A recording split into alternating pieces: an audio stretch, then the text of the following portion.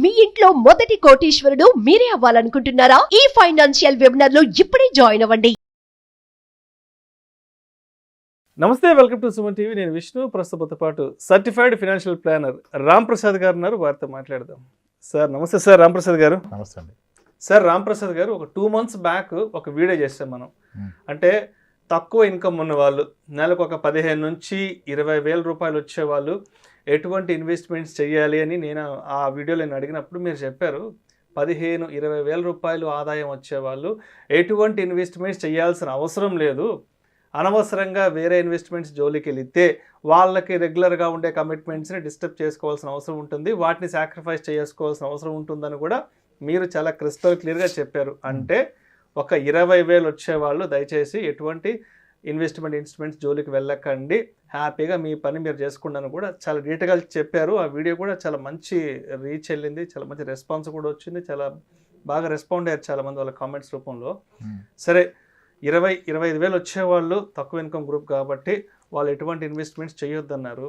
మరి చాలామంది పేరెంట్స్ చెప్తుంటారు, మా అబ్బాయి సో సాఫ్ట్వేర్ కంపెనీలో పనిచేస్తుంటాడంటే నెలకు 3 లక్షలు వస్తుంది, మా కోడలు సో కంపెనీలో పనిచేస్తుంది నెలకు 2 లక్షలు వస్తుంది, మొత్తంగా ఒక 5 లక్షలు వస్తుంది మా పిల్లలకి అని చెప్తుంటారు కదా. మరి ఇలా హయ్యర్ గ్రూప్ ఇన్కమ్ ఉండే వాళ్ళకి మీరేం చెప్తారు? వాళ్ళు ఎటువంటి ఇన్వెస్ట్మెంట్స్ చేయొచ్చు అంటారు? తాకట్టులో ఉన్న బంగారాన్ని విడిపించి ఆ రోజు ఆన్లైన్ రేటుకే మేము కొంటాం. Sharma gold company. మీరు అన్నారు కదా, గత వీడియో మనం చేసిన దాంట్లో మనం చెప్పదలుచుకున్న విషయం ఏంటంటే, లోయర్ ఇన్కమ్ ఉన్నోళ్ళు వీడియోలు చూసి ఏదో రేట్ని వస్తుందని చెప్పి ఆశపడి మీరు ఎక్కువగా లైఫ్ స్టైల్ కాంప్రమైజ్ వచ్చే 15 వేలలో 3,000 5,000 పెట్టమనేది చాలా తప్పని చెప్పాను. దానికి మనం ఏమన్నా పెట్టొద్దు అని చెప్పాము, ఇన్కమ్ పెంచుకొని పెట్టండి అని చెప్పాం. సొల్యూషన్ ఏం చెప్పామంటే, ఇప్పుడు లోయర్ ఇన్కమ్ ఉన్న వ్యక్తికి ఎక్కడ ఇన్వెస్ట్ చేయాలి కాదు, ఎలా ఇన్కమ్ పెంచుకోవాలనేది ప్రధానం అని చెప్పాం. తర్వాత పెట్టుకోమని చెప్పాం, ఇన్వెస్ట్మెంట్ పెట్టొద్దని చెప్పడం కాదు అక్కడ. ఓకే, అది ఇప్పుడు మీరు అడిగిన ప్రశ్న హయ్యర్ ఇన్కమ్ ఉన్నోళ్ళు కదా, లోయర్ ఇన్కమ్ ఉన్న వాళ్ళని మీరు పెట్టొద్దని చెప్పారు. మరి హైయర్ ఇన్కమ్ ఉన్న వాళ్ళకి ఆల్రెడీ ఇన్కమ్ ఉంది కదా, ఎలా పెట్టాలని అడిగారు. ఎస్, ఈ హైయర్ ఇన్కమ్ని 2 కేటగిరీలుగా విభజించుకోవచ్చు సార్.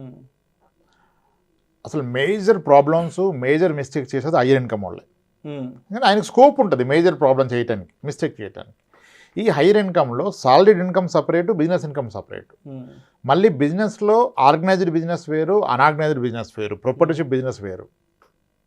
ఇక్కడ ప్రాబ్లం వల్ల major issues will come for the people in to the business, that unorganised సెక్టర్లో ఉంటారు, ప్రొపర్టర్షిప్ ఉంటారు, ఆయన పైన ఎవరు ఉండరు ఆయన క్వశ్చన్ చేయడానికి.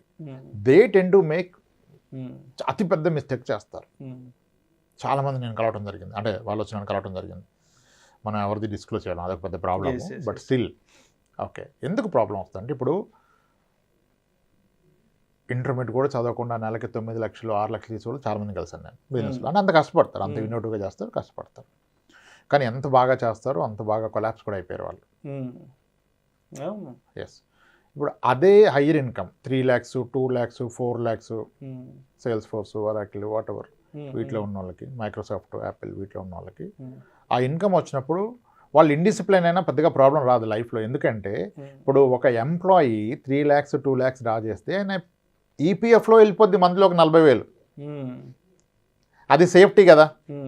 ఈయన ఎంత ఇండిసిప్లైన్డ్ అయినా డిసిప్లైన్డ్గా ఒక ఈపీఎఫ్ ఎంప్లాయీ ప్రొవిడెంట్ ఫండ్ వెళ్ళిపోతుంది, కంపెనీ షేర్స్, ఈ షాప్స్ ఉంటే అవి వెళ్ళిపోతాయి. అండ్ ఇతని శాలరీకి 20 times వాళ్ళకి ఇన్సూరెన్స్ కవర్ ఇస్తారు. ఈయనకి ఇన్సూరెన్స్ లేకపోయినా మేజర్ కంపెనీస్ అన్నీ వాళ్ళు మీ యాన్యువల్ సిటీస్కి సమ్ టైమ్స్ అని ఇస్తారు. ఓకే, మంత్లీ సాలరీకి 25 times అట్లా అని చెప్పి ఏదో ఒక లైఫ్ ఇన్సూరెన్స్ కవర్ ఉంటుంది బై డిఫాల్ట్. ఫ్యామిలీ మొత్తానికి హెల్త్ ఇన్సూరెన్స్ కవర్ ఉంటుంది. మళ్ళీ కంపెనీ పాలసీ ఇస్తే ఏదున్నా కవర్ అయిపోద్ది. డే 1 నుంచి పేరెంట్స్ కవర్ వచ్చింది అనుకోండి, ఈరోజు జాయిన్ అయ్యాడు, ఫాదర్కి ఈరోజు ఓపెన్ హార్ట్ సర్జరీ కూడా కవర్ అయిపోద్ది. బయట పాలసీ తీసుకుంటే పెద్ద గోల, ఇక్కడ వస్తాయి కదా. కాబట్టి వాళ్ళు చాలా వరకు సేఫ్. ఇన్వెస్ట్మెంట్ చేయకపోయినా, దుబారా ఖర్చులు పెట్టినా వాళ్ళకి back end by default organization design చేస్తుంది. బేసిక్ సేఫ్టీ కొరకు మీ మ్యాండేటరీ ఈపీఎఫ్ కట్ అవుతుంది, స్టాక్స్ అసైన్ అవుతాయి, health insurance for the entire family ఉంటుంది, మీకంటూ ఒక లైఫ్ ఇన్సూరెన్స్ కవర్ ఉంటుంది. So that's way they are safe. So indiscipline నడిచిపోద్ది. ఈ ప్రాబ్లం వల్ల ఎవరికి వస్తుందంటే, ఈ హయ్యర్ ఇన్కమ్ సంపాదిస్తున్నారు బిజినెస్ ద్వారా, అంత ఆర్గనైజ్ సెక్టర్ కాదు, అన్ఆర్గనైజ్ సెక్టారు, ఈయన ప్రొపర్టర్షిప్ కంపెనీ, ఈయనే కింగ్, ఈయన head, they ten to make more mistakes. వీళ్ళకి ఎక్కువ యాక్సెస్ ఉండదు, అందరితో మాట్లాడలేరు, అందరికీ చెప్పలేరు వస్తుంది ఇన్కమ్ని కూడా. అప్పుడు వీళ్ళకి ఏంటంటే బియాండ్ పాయింట్ ధైర్యం పెరిగిపోద్ది. నాకేంటి, ఎటు తిరిగి నెలకు 6 లక్షలు మిగులుతాయి అంత పోగా 7 లక్షలు మిగులుతుంది అని చెప్పేసి తప్పులు చేస్తారు. ఇప్పుడు ఫస్ట్ కలిసినప్పుడు ఒక అతనిది monthly income post all expenses 9 lakhs అండి. ఆయన ఎడ్యుకేషన్ క్వాలిఫికేషన్ 10th లేదు, ఓకే 10th క్లాస్ కూడా లేదు. ఒక మంచి బిజినెస్ కాన్సెప్ట్, 2 షాప్స్ బాగా చేస్తారు, అద్భుతం. ఆయన ఒక రెఫరెన్స్ ద్వారా వచ్చారు, మనం ఫైనాన్షియల్ ప్లానింగ్ చేసాము. సో పిల్లలు చిన్న వయసు, ఎక్కువ మంది పిల్లలు ఉన్నారు, ఏదో చెప్పాం. అప్పుడు టర్మ్ ఇన్సూరెన్స్ ఇద్దామని చూస్తే 10th లేదనే విషయం అప్పుడు తెలిసింది మనకి, పెద్ద రియలైజేషన్.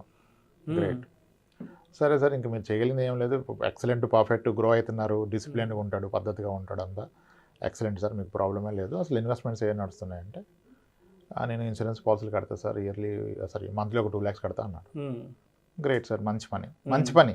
ఒక బిజినెస్ పర్సన్ ఏదో ఒకటి కమిట్మెంట్ పెట్టుకోవడం మంచి పని. గుడ్ సార్, మంచి పని అన్నాను.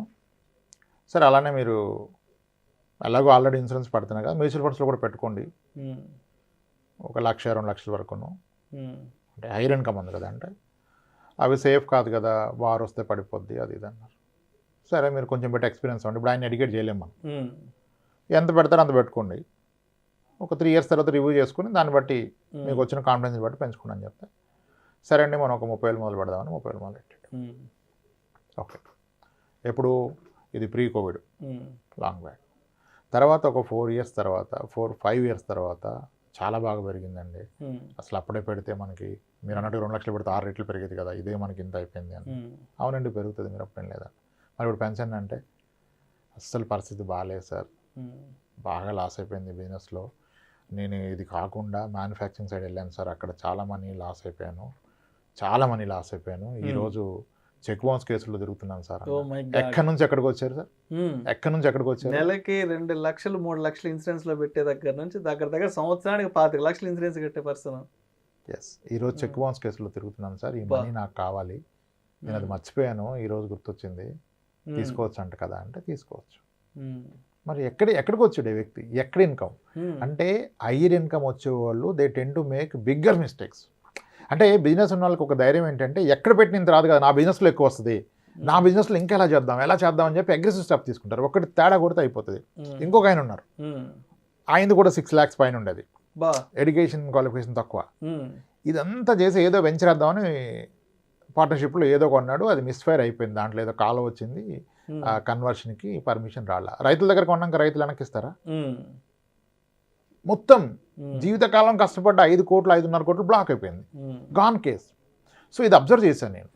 అనాగ్నైజ్ సెక్టర్లో ఉన్నోళ్ళు గుడ్ సంపాదిస్తారు, ఎంతో కష్టపడతారు, కానీ అగ్రెసివ్ స్టెప్స్ తీసుకుంటారు, ఎవరు ఉండరు వాళ్ళకి హెల్ప్ చేయడానికి, వాల్యూట్ చేయడానికి. దట్స్ వేర్ దే ఒక్క రాంగ్ స్టెప్ వేస్తే వెళ్ళిపోతుంది మీరు 10 ఏళ్ళ సంపాదన.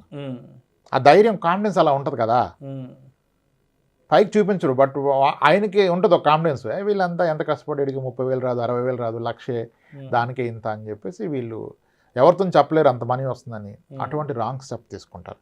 అందుకే నేను ఏమంటానంటే హయ్యర్ ఇన్కమ్ పీపుల్ ఏ బిజినెస్లోనే సాలరీడ్ పీపుల్ గురించి పక్కన పెట్టేసేయండి, వాళ్ళకి ఎలాగో అవేర్నెస్ ఉంటుంది, 10 మందిలో ఉంటారు, డిస్కస్ చేస్తారు. ఇప్పుడు ఒక వ్యక్తి 2 లక్షల జీతం వస్తే ఆయన పక్కన 10 మంది ఉంటారు 2 లక్షల జీతం వచ్చేవాళ్ళు. అరే నువ్వేం చేస్తున్నావు, మీ వాడు ఇంటర్మీడియట్ తర్వాత ఎక్కడ ప్లాన్ ఏంటి, ఎంత అయిందిరా, అమ్మో ఎంత అవుతుందా అని వాడికి అన్నీ భయం వస్తుంది.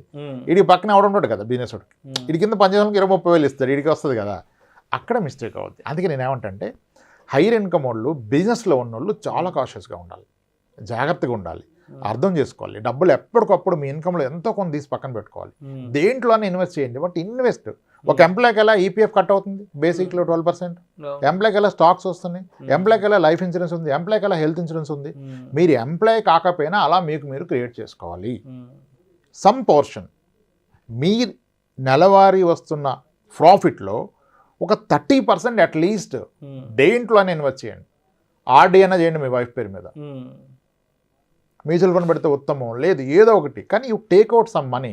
ఇక్కడ అందరు బిలీవ్ చేసేది ఏంటంటే ఎక్కడ పెట్టినా ఎంత వస్తుంది సార్, 10% 15, నా వ్యాపారంలో నాకు 30 వస్తాయి సార్, మంత్లీ 10 కొడతా సార్, ఇయర్లీ డబుల్ అయిపోతుంది సార్ అంటాడు. అది నిజమే, కానీ అది మొత్తం ఒక దగ్గర అయిపోవట్లే.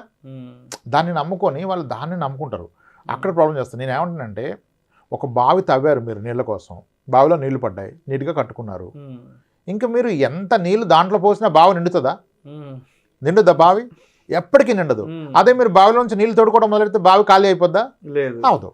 సేమ్ ఇస్ బిజినెస్ ఒక స్టేజ్కి వచ్చాక you should start withdrawing money out of that for నీ ఫ్యామిలీ నీడ్స్కి, నీ భవిష్యత్తుకి. అక్కడే ఉండి రిస్క్ అయిపోతుంది దాంట్లో తేడా కొడితే.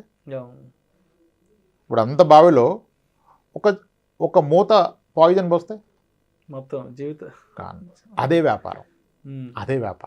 డైవర్సిఫై. హయ్యర్ ఇన్కమ్లో ప్రాబ్లమ్స్లోకి వెళ్ళేది బిజినెస్ పీపులే, సాలరీడ్ పీపుల్ వెళ్ళరు. వాడు ఎంత ఇండిసిప్లిన్డ్ అయినా ఏమున్నా ఆయనకన్ను కొన్ని ప్రొటెక్షన్స్ ఉంటాయి అండ్ చుట్టూరు పీపుల్ ఉంటాడు to compare. Yes, higher income పీపుల్కి ప్రాబ్లం. హయ్యర్ ఇన్కమ్ ఉన్నోళ్ళు, బిజినెస్లో ఉన్నోళ్ళు ఖచ్చితంగా ఇన్వెస్ట్మెంట్ చేయాలి. వాళ్ళకి వచ్చే ఇన్కమ్లో అట్లీస్ట్ 30% షుడ్ గో సమ్వేర్. ఎక్కడికైనా వెళ్ళండి, మీ దగ్గర ఉండదు, అసలు మీ పేరు మీద కూడా ఉండదు, మీ పార్ట్నర్ పేరు మీద, మీ పిల్ల పేరు మీద చేసేయండి, ఏదో ఒకటి చేసేయండి, ఏ ప్రోడక్ట్ అయినా పర్లేదు, but you should take out money. Adequate insurance తీసుకోరు, నంబరు ఇన్సూరెన్స్ని క్లెయిమే రాదంట సార్. ముందు తీసుకుంటే కదా వస్తుందో రాదో, ముందు నువ్వు తీసుకోకుండా క్లెయిమే రాదంటే ఎలా చెప్పోళ్ళు చెప్తారు. ఎన్ని క్లెయిమ్స్ అవుతాయి? లక్షల క్లెయిమ్స్ అవుతుంది. ఒక్కొక్క కంపెనీ ఎన్ని 100 కోట్ల ఇన్సూరెన్స్ క్లెయిమ్ చేస్తుంది, హెల్త్ ఇన్సూరెన్స్లు. కానీ రాదంటే ఎలా? నువ్వు తీసుకుంటే కదా వచ్చేది, రాదు. నువ్వు తీసుకుంటే ఎలాగో రాదు. Yes, problem is unorganise sector, alone business చేస్తారు, ఎవరు ఉండరు గైడెన్స్కి, వాళ్ళకి ప్రాబ్లం. దే షుడ్ డిసిప్లిన్డ్గా, రిలీజియస్గా పెట్టాల్సిందే ఇన్వెస్ట్మెంట్. మీ బిజినెస్ గొప్పదని మొత్తం అక్కడ పెట్టొద్దు కదా, దాని నుంచి ఎంతో కొంత తీసి పెట్టుకోండి. లేకపోతే అందరూ ఎంత బాగా లెగుస్తారో అలా పడిపోతారు సార్ ఒక్కసారి. తర్వాత ఇంకెవ్వరూ రారు మీ చుట్టూ. ఎక్కువ బిజినెస్ షార్ట్ టర్మ్లో రైజ్ అయిపోయింది, making more money, confidence level double triple అయింది. ద వే వాళ్ళు మాట్లాడేది, తీసుకునే కాల్స్, నెక్స్ట్ 1 yearలో డబుల్ ఎలా చేయాలంటాడు ఇన్కమ్ని. డబుల్ చేయడానికి ఇంకొకటి ఏదో అగ్రెసివ్ స్టెప్. అసలు ఆడికి అంత వస్తుంది కానీ నేను కూడా అది మొదలు పెడతా అంటాడు. ఇందాక నేను చెప్పిన ఒక బిజినెస్లో కూడా షాప్కి మ్యానుఫ్యాక్చరర్ సైడ్ వెళ్ళిపోయి పెడితే లాస్ అయిపోయాడు. Yes, so higher income people has to be more cautious. Lower ఇన్కమ్లో పోగొట్టుకోవడానికి ఏముంటుంది? 20,000 జాబ్ ఉన్నట్టు పోతే ఏముంటుంది? 20,000 జాబ్ ఎక్కడైనా వస్తాయి, 10 వస్తాయి, వచ్చిందే సరిపోతుంది. ఇక్కడ పోగొట్టుకోవడానికి ఏముండదు, ఏం లేదు, ఇంకా అమౌంట్ లేదు కదా. హయ్యర్ ఇన్కమ్ వాళ్ళు ఎంతైనా పోగొట్టుకోవచ్చు, మొత్తం జీవితం పోగొట్టుకుంటాడు. ఇంకా మళ్ళీ అది పాసిబుల్ కాదు ఒకసారి పోగొట్టుకుంటూ రావడం. చిన్నది ఉద్యోగం ఉన్నోడికి పోతే వస్తుంది ఉద్యోగం, ఎక్కువ ఇన్కమ్ ఉన్నోడికి పోతే ఎలా వస్తుంది? రాదు. కాబట్టి హయ్యర్ ఇన్కమ్ పీపుల్ చాలా జాగ్రత్త పడాలి వాళ్ళ డబ్బుతో. లోయర్ కూడా జాగ్రత్త పడకపోయినా పర్లా. Thank you so much Ramprasad గారు.